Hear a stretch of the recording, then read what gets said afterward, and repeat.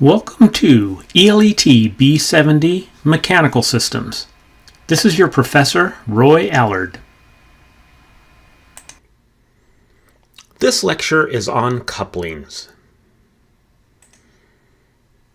We'll be looking at coupling definitions, different type of couplings, and then coupling installation.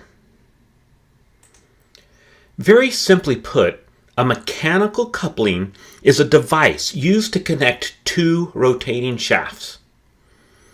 So we generally will have a motor that we're going to connect to the input shaft to a machine. We'll use a coupling to connect the two shafts together. So we can also say that couplings transmit torque from the driver's shaft to the driven shaft. Now, when we've been talking about drivers and drivens, we've been talking about belts, gears, and chains. But in this case, the driver and the driven may have the exact same ratio through a standard coupling. So we're just attaching the motor to the machine. Couplings are available in two main types: a rigid coupling or a flexible coupling. Couplings can be mechanical, electrical, hydraulic, or even pneumatic in operation. Sometimes we combine the function of a clutch with a coupling, and it's not readily possible with a mechanical coupling. This image shows a rigid coupling. Rigid couplings are used to connect shafts that are precisely aligned. As you see, the bore through this coupling is the same. There's set screws on both halves of the coupling, and it allows the coupling to open up from this horizontal split.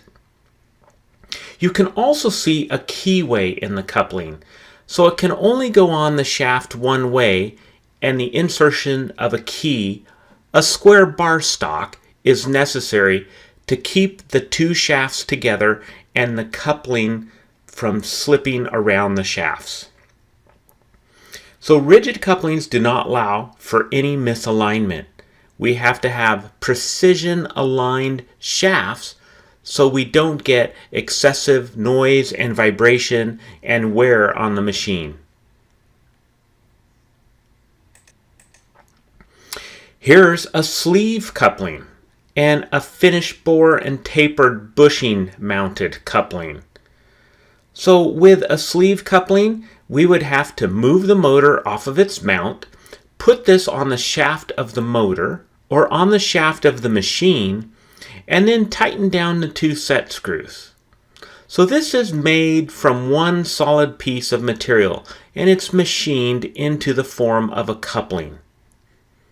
So you can see how the shafts have to be in perfect alignment through this coupling.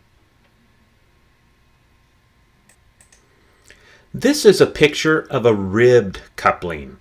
So you can see they're split along the path of the shaft, and then they're bolted together.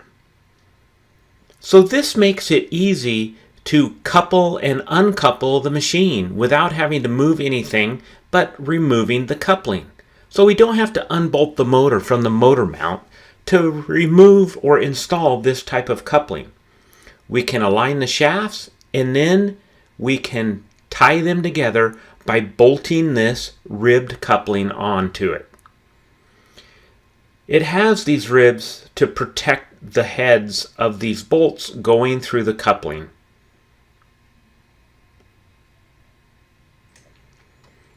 This is a flange coupling, and it's very similar to the ribbed coupling on a previous page, except this splits vertically. So we have two halves that we put on each end of the shaft. So in this case, we're going to have to remove the motor and put it on the shaft of the machine, and the other half of the coupling on the motor shaft. Then we can remount the motor and bolt the flange together. And that's what couples the driven from the drive shaft. So with this vertical split design, we can have different bores on each end. Let's say our motor shaft is 5/8 and the equipment shaft is 3/4. Well, we can easily accommodate it with two different flange sizes that have the same hole patterns to bolt them together. Next, we're going to talk about flexible couplings.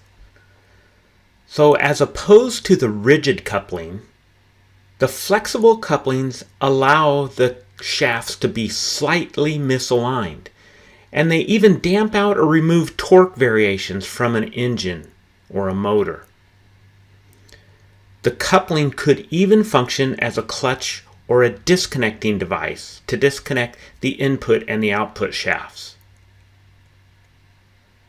They're used for most industrial applications rather than a rigid coupling because of these advantages: being able to accommodate misalignment, dampen vibrations, or shock loading. So let's take a look at different types of flexible couplings. The first type is going to use a metallic element for the flexibility. So we'll be talking about metallic element couplings. They use a sliding or a rolling action to compensate for misalignment. They're actually suited for very high temperatures and petroleum type environments where what they're being used in, if they get on the coupling, the corrosiveness won't damage and weaken the coupling of the input to the output shaft. The most popular types that we're going to look at are chain couplings, gear couplings, and grid couplings. The chain couplings have been used for years in industry.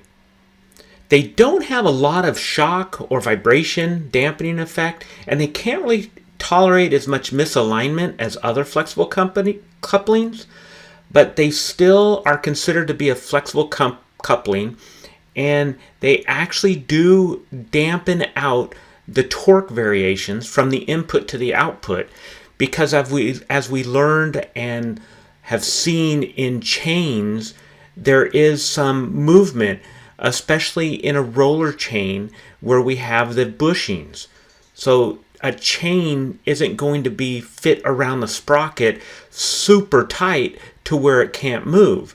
So that slight movement will allow it to dampen out some of the vibration and give it some leeway for torque variations, as opposed to a rigid coupling that cannot move at all between the two shafts.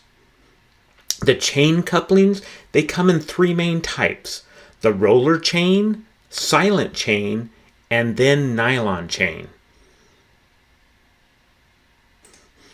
This is an illustration of a roller chain coupling.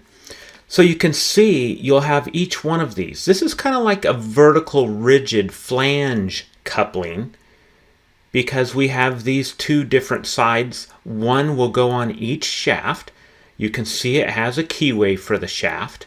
One will go on the input, one will go on the output, and then we tie the couplings together. As opposed to the rigid flange where we bolted it through, where it makes it one solid piece, we tie this coupling together with a roller chain. So as we put this roller chain on and put our master link in there, that couples the input and the output. But if you take this coupling and you move one while holding the other still, you'll see some slight movement. So that's what's going to provide the flexibility, and that's why this metallic element coupling, this chain coupling, is considered to be a flexible coupling.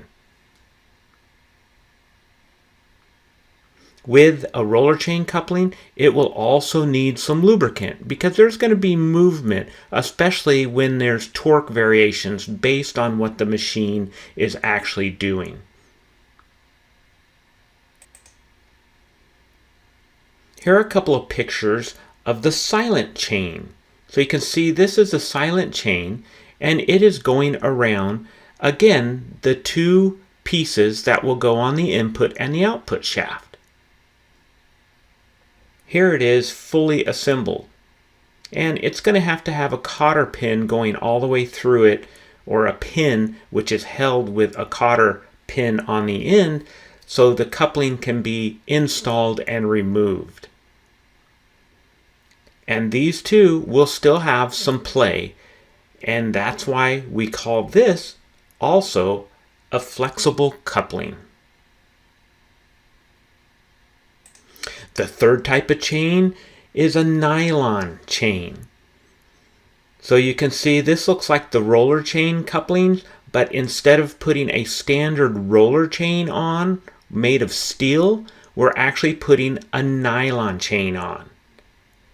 So generally, we won't require lubricant with this nylon chain because we actually don't have metal-to-metal contact. Now we will have wear, but we won't need any lubricant. So might be a good choice to use in a food grade application.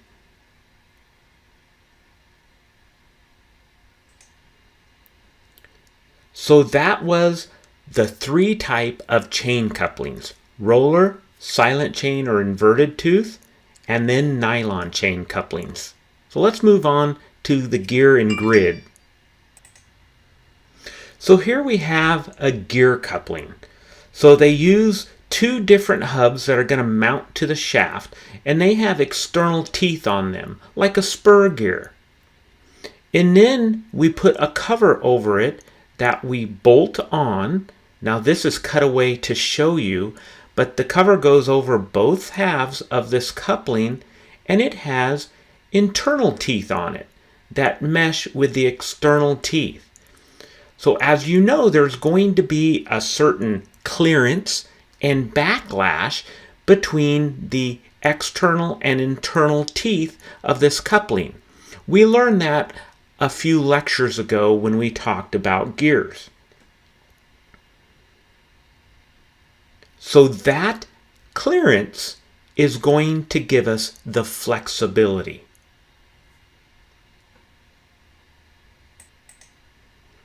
It won't be a lot, so we still have to make sure they're aligned pretty well, but it'll give a little bit for different torque variations, dampen out slightly, so it is still considered a flexible coupling. Let's look at the grid coupling. Here's the grid coupling. You can see it'll have two hubs, one on each side, and then this grid is what is coupling both of the sides, going through all of these grooves in each individual hub. And then it has a split cover design, so we can easily remove the top and bottom cover and replace the grid. Here's some steel flex grids over here, so you can see they aren't one continuous piece. We actually lay them in all of the grooves and just kind of lace it over and then put the covers on. So you can see how this will provide flexibility between the two hubs, because the grid material, whether it is a polymer or a steel flex type of material, will be able to move back and forth. And so they're great. They've been used in industry for a lot of years, and they are a form of a flexible coupling.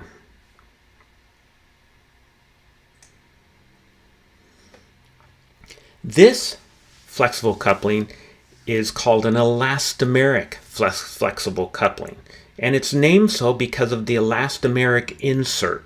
So it's kind of a rubberish type of insert, and I've got some of these in lab that I'll show you during lab time. If you've already had ELET B55A electric motors and controls, then you've used couplings very similar to this. We use the Lovejoy couplings. That's a manufacturer's name. And you have two pieces. One you put on the motor shaft, the other you put on the output shaft, and then you push these together, aligning the shafts, and it has a rubberish elastomeric insert. These are the type that we use in motors. They have really good shock absorbing capabilities, and they can handle some misalignment. Still, if you don't get them aligned as good as you should, you'll still feel some vibration, but not to the point of having to align perfectly like a rigid coupling would need to be. So this is the very widely used, and the most widely used coupling is the jaw coupling. And you can see how they tie together. But I'll actually hand these out, pass it around during lab, so you can actually look at it and feel it. When we think of a flexible coupling, this is probably what we think of the most, because we have no metal-to-metal contact and we have this rubberish elastomeric insert between the two hubs that we put on the shafts. And when we just push these together with our hands and move back and forth, we can actually feel that rubber giving. When we take the insert out, the black insert out, we can actually bend it with our fingers. It actually is very pliable and not near as stiff as a chain or a gear or another type of metallic element coupling would be.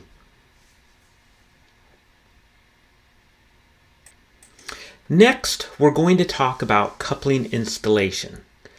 You always want to follow the manufacturer's information for installing the coupling. You'll want to be sure to inspect all of the parts and components, inspect the shafts where the coupling is going to be installed. Remember that handy tool, the dial indicator?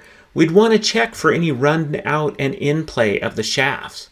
If we have a shaft that doesn't seem to be exactly straight, it may need to be replaced. Or maybe it's not the shaft at all, it could be a bearing that's failing and we have play in a bearing. So whenever we're doing any maintenance on a machine, we don't want to just go replace the part that appears to be defective. While that may work just fine, it may not. We always want to do root cause analysis and figure out, why did this part fail? That way you'll become of value to your employer. Just going and putting on a new coupling, it may get the machine up and running, and you may have to do that when operation downtime needs to be kept at a minimum. But be sure, if something else is wrong or could be wrong, to go back during a maintenance window and recheck everything. It doesn't take much time to set up a dial indicator and see what's wrong. We can also look at the bearings, and when the machine is running, take an infrared thermometer and look at bearing temperature. We may have a bearing that's failing that is causing the coupling to fail as well. So just changing the coupling will just cause another coupling failure down the road. So become of value to your company. Make sure any maintenance you do that you're actually fixing the root cause of the problem. That's it for couplings. If you have any questions after watching this video and reading the textbook, please post them in the Q&A discussion. Thank you very much for watching.